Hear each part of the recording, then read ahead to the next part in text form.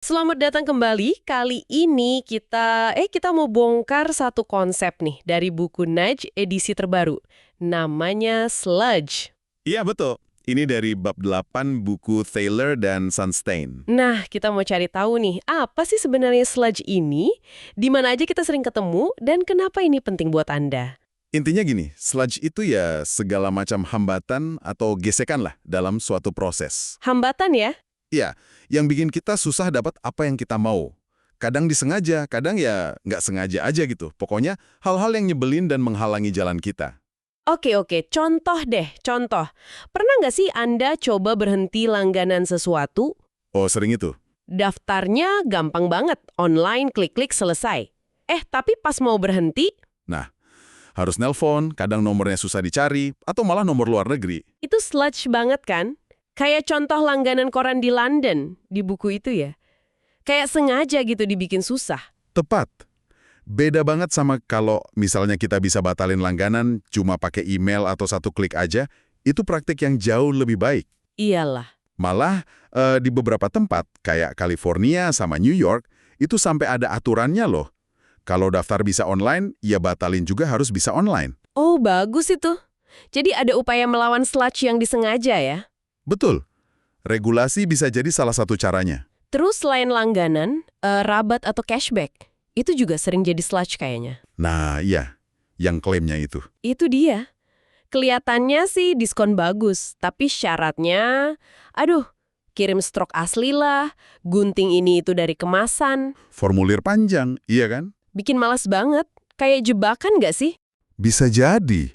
Itu mainin optimisme kita soalnya. Kita mikir, gampang lah ini nanti pasti saya urus. Padahal? Padahal ya, banyak yang akhirnya nggak jadi ngurus. Ada studi tuh yang nunjukin kalau cara paling efektif naikin klaim rabat itu ya bukan dengan ngingetin atau nakut-nakutin, Terus gimana? tapi dengan bikin prosesnya lebih gampang, lebih simple. Jadi, ini nunjukin kalau sludge itu seringkali bukan kecelakaan. Oh, jadi? Ya emang sengaja didesain gitu sama pemasar, biar orang males klaim jadi profitnya naik. Manfaatin bias kita. Wah, gitu ya. Jadi bukan cuma bikin ribet, tapi emang mainin psikologi kita. Terus ada lagi kan yang biaya tersembunyi itu? Shrouded attributes, atribut terselubung. Nah itu, kayak printer murah tapi tintanya mahal banget. Atau biaya hotel tuh yang suka ada tambahan parkir, wifi, atau biaya resor. Bikin bingung pas bandingin harga. Iya, jadi susah banget bandingin total biaya sebenarnya. Dan persaingan pasar aja tuh nggak selalu bisa ngatasin ini. Kenapa tuh? Karena penyedia jasa tahu kita sebagai konsumen, itu perhatiannya terbatas, kita fokus ke harga gede di depan, terus yang kecil-kecil di belakang suka kelewat. Bener juga. Tapi kan nggak semua sludge niatnya jahat ya. Ada juga yang dari birokrasi mungkin. Betul, kayak formulir pemerintah.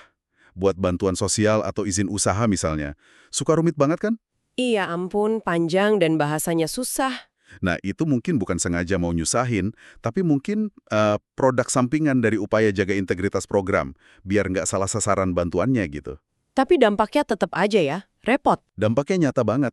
Di AS aja, katanya, ada 11 miliar jam setahun habis cuma buat ngurus dokumen pemerintah. Gila kan? Wow, 11 miliar jam. Iya, dan ini bukan cuma soal waktu ya, tapi sludge birokrasi ini bisa bikin orang jadi nggak dapat hak atau bantuan yang seharusnya mereka bisa dapat. Contohnya, Kayak EITC, Earned Income Tax Credit. Itu banyak yang nggak klaim karena formulirnya rumit banget.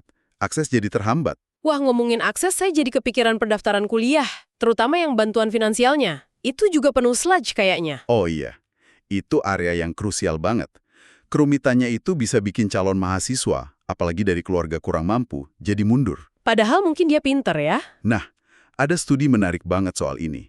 Peneliti coba jamin bantuan finansial di awal buat siswa pinter dari keluarga ekonomi rendah. Terus proses aplikasinya dibikin gampang banget.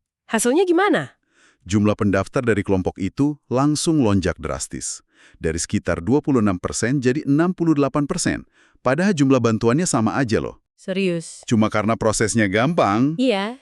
cuma selajanya aja yang dihilangin. Ini nunjukin banget betapa kuatnya dampak ngilangin friksi. Kemudahan akses itu kunci. Gila ya dampaknya. Bahkan di dunia online juga kita nggak bebas dari sludge ini. Oh, jelas. Kayak jendela pop-up cookie itu loh, di mana-mana ada kan, apalagi di situs Eropa. Iya, gara-gara aturan GDPR. Nah, seringkali tombol buat tolak semua itu dibikin lebih kecil atau warnanya samar atau posisinya aneh dibanding tombol setuju semua. Itu contoh sludge yang pinter dalam desain UI UX. Sengaja dibikin biar kita capek nyari tombol tolak, terus ya udahlah, klik setuju aja. Bener banget, sering saya gitu. Jadi intinya ya, friksi ini mau disengaja atau enggak, pasti ada biayanya. Waktu kita, uang kita, energi, kesempatan yang hilang. Jadi penting banget ya buat kita sadar dan kalau bisa ngurangin sludge ini. Tepat. Mengidentifikasi dan memangkas sludge, itu bisa bawa perubahan yang positif banget.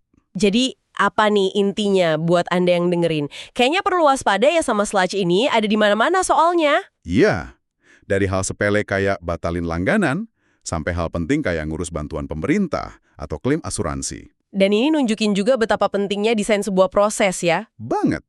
Bikin sesuatu jadi gampang, jadi intuitif, itu seringkali jauh lebih efektif memberdayakan orang daripada cuma nyuruh-nyuruh atau kasih insentif doang. Arsitektur pilihan yang baik itu harusnya minim sludge. Oke. Nah, sebagai penutup nih, coba Anda renungin sebentar deh. Kapan terakhir kali Anda ngerasa kesel, frustrasi gara-gara kejebak sludge? Dan kalau Anda punya kuasa buat ngubah itu, kira-kira langkah simpel apa ya yang bisa ngilangin hambatan itu? Sesuatu untuk Anda pikirkan lebih lanjut.